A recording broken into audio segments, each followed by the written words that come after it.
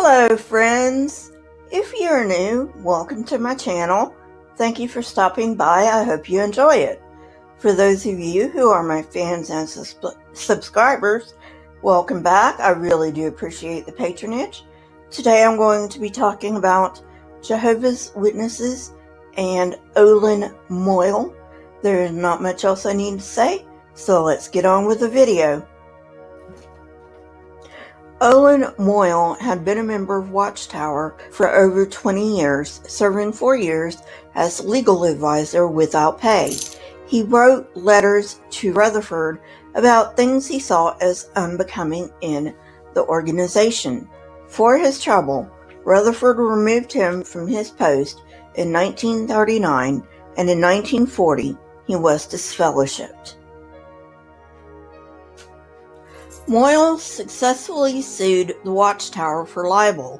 When false allegations appeared in the Watchtower, he received $15,000 in 1944. Moyle wrote many letters to Rutherford, which gives us a pretty good idea of the kind of leader Rutherford was. I'm just going to go over his first letter. On July 21st, 1935, he wrote his first letter, stating that at Bethel, injustice should be kept to a minimum, and he had observed that that was not the case. He is also careful to note that he has no personal beef with Joseph Rutherford. The first thing he brings to Rutherford's attention is the mistreatment of the Bethel family. Numerous examples are given, but I shall keep mine brief. As an example, he gives J.Y. Macaulay, who received a severe public reprimand for criticizing what was then the method of the Watchtower study. Another man, known as Brother Worsley, received verbal abuse from Rutherford simply for preparing and handing out a list of helpful scriptures on a number of fundamental topics.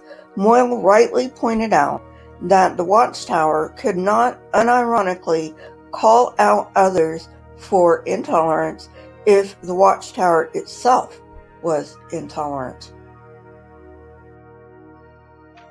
He then went on to discuss discrimination at Bethel. He writes that publishers claim that all in God's organization are treated alike, yet Rutherford's accommodations are much more luxurious than the average person's at Bethel. Rutherford also had many cars and many houses. On the other hand, the people at Kingdom Farm received small unheated rooms and had to survive the best they could during the cold, brutal winter.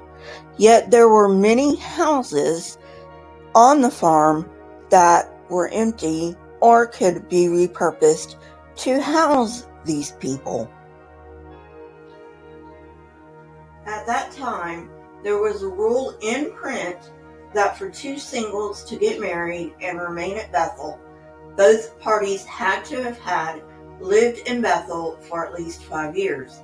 A man left to get married and was punished for it.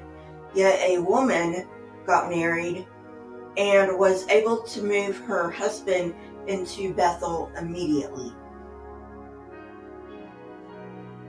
He also bemoaned the fact that vulgar language was used all the time, despite biblical injunctions against unclean speech.